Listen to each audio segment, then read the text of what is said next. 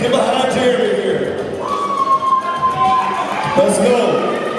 We got two great, phenomenal lifters going at it. Let's go, Jeremy. Let's go, Jeremy.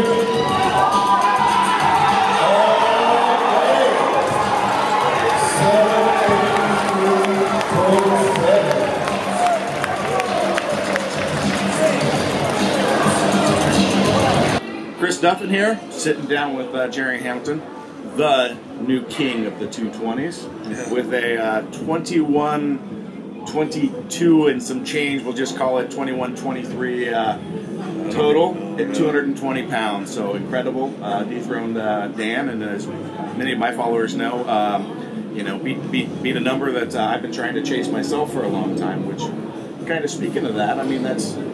Anybody who watches my stuff knows that I got the gym lifts to do it, but I don't pull it off on the platform. And we were just kind of talking about that. I mean, it is a different thing, right? It's a lot different. You got to factor in travel, weight cutting, doing it on somebody else's time. They say you lift, or you have to lift.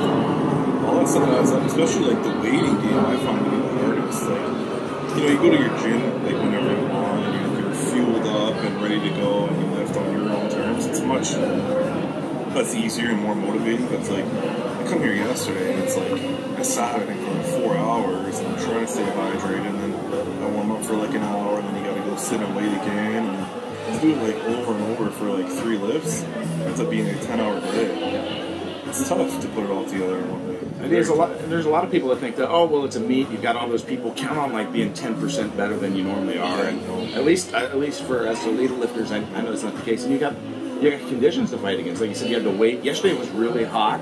It was the hottest ever. I was working with a meet. I've never seen him sweat so much. I mean, he was just literally pouring off him. Everything was soaked through. And he had some balance issues when he stepped on the platform, which I'm pretty sure can definitely be related to the hydration levels. Well, everything's different. Like when you're compared to your gym, like even like the floor was like carpet. I'm not used to that. So when I was walking out, my feet weren't sliding. I had to like pick them up and move them. And then like my third squat, 821 or whatever it was. Remember, I couldn't stop walking backwards, and I couldn't get my feet planted. I thought I was going to walk off the whole platform, but I've got a short video of that. I got you from the back. Moving back. I'll flex that into the interview. I was getting scared, and I was like glad that I finally stopped. But it's not. It's just everything's different. Everything's different. Yeah. So it's hard to put it together in one day. How do you prepare for that, or prepare for the unknown, or do you just not worry about it? I don't think you can really prepare for it until you're there. It's hard to shut your brain off and you know, like you've done everything a million times already. It's gonna be fine. It's like you gotta keep telling yourself, when I put a bar on my back, it's gonna be fine. I'm gonna do what I trained for, but you can't prepare for it. You know, that's why it's like open light kind of thing. Leave a little bit in the tank before you come to the meet. Don't leave it all in your gym and then try and replicate it, or like ask for more, because it almost never happens. Yeah, I agree with you on that. I think a lot of people try to prove to themselves right before a meet. Yeah, like confidence issues. Yeah, and a lot of the people I coach, I'm like, no, you're not gonna, like 3 weeks, 4 weeks out, we're gonna go heavy, and then you're not gonna go like up to that range until the meet again. And like, no, I need to. I'm like, no. Stop testing. Have confidence. Build your lift all the way into the meet, and then like get enough rest, so you're gonna have a good day. Like, you don't know what kind of day you'll have, but try to get it so you have a good day. That's all. Absolutely. It's like you see like Dan had that massive pull, 881. Oh, I know. It's like I know he can maybe do that on the platform, but probably not. So if I had a good deadlift day and he had a bad one, I knew I could beat him. And, that's kind of what happened. And you did. I mean, your third pull still looked like you had more left in the tank. I mean, it looked good, Jeremy. I usually feel pretty strong on deadlifts coming into a meet, but it's like my hands always tear open. So it's like for me, I just get enough speed off the floor to where I can just ride it to the top and hold on as long as I can. It's like if I can pull... I might have to try that. Yeah, it's like if I can pull anything in under 2 seconds, then I'll be good. If it takes longer than 2 seconds, that's when my hands start holding. Hey, hand size comparison.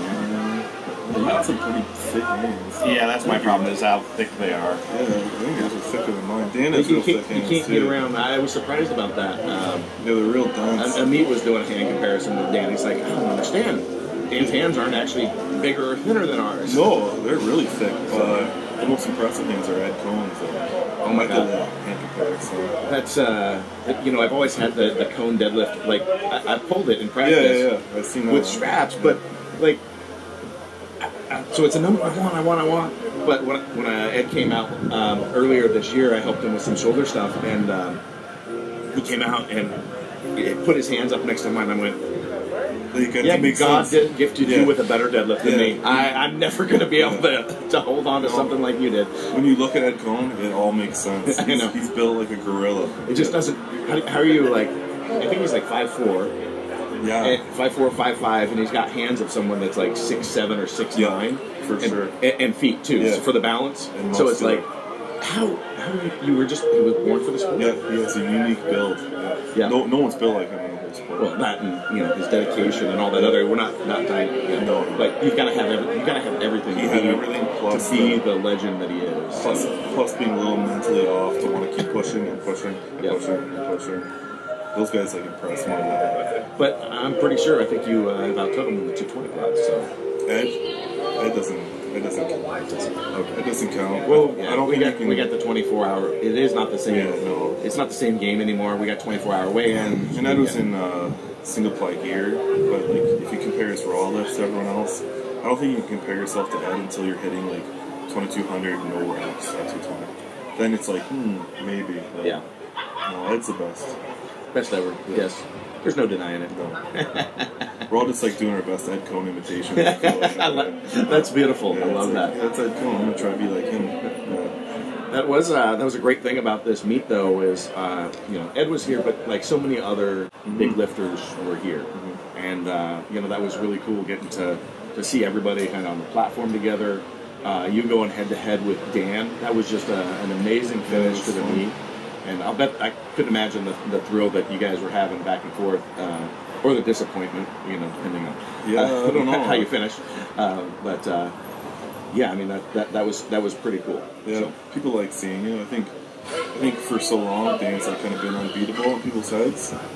It's like to us, we know like there's always a chance we can catch him and beat him. Mm-hmm. Like we know what we are capable of. And Dan's just been like just that far ahead though. No one else can really see that we can beat him. Yep. So now it's like when someone was pushing him, I think people were like, "Man, it's like, really? Why is this even happening?" But yeah, I mean, like, us, you know you can do it. Yeah, I know I yeah. can do it. Like To us, we knew we could do it. It's just a matter of doing it. yeah. But it is. It takes work, especially to be as dominant as Dan has been across a couple different weight classes. That performance on the platform. I mean, you can't deny that. It takes work to travel across the world, to compete in your own meet that you're helping put on.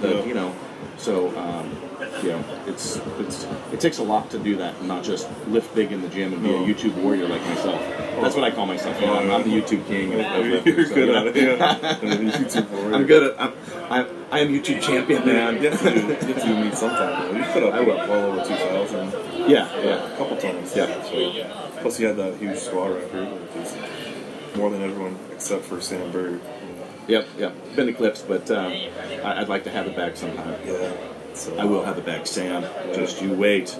I love Sam. He's a great guy. Oh yeah. I call him a friend. So, but I'm still going to beat his squat. So. Yeah. I think it would be, well, you're done with the 220s. I think it would be awesome to have, like, you, me, and Sam go. Yeah. That'd be awesome. Because, Dan's, like, I think he's probably done with 220 out of him. I'd expect, I'm not going to speak for him, but I know that his last couple 220 meets, he's been disappointed. I talked to him at the end of yesterday. He's too big. Exactly, that's what I keep thinking. I'm like, too big. You're questioning me going, why are you going to the 220s? You're too big. Dan's bigger than me. Yeah. And, it's like, that just... It takes a toll on you. To me, it's like me thinking that I can go down to 198. It's like, why? Like, what would I do? Total maybe mid 1900s or something and get smoked by Jesse Norris? Like, why do I want to be a weak 198 when I can be a really strong 220? Yep. I really shouldn't be going down there anymore. I'm going to lean out. So my plan is to be around the body weight that you're sitting if I'm going to go 220 again. The big cut, and it definitely kills my deadlift. Because by the end of the, just the bloat back up, my hands even get thicker and more problem. Man. My squat has been good with it because it all that extra mass helps, but I can't. I can't do a full meet. I'm too wasted. Like, as soon as the squat's over, I start rolling to the bench, and I'm just so fatigued.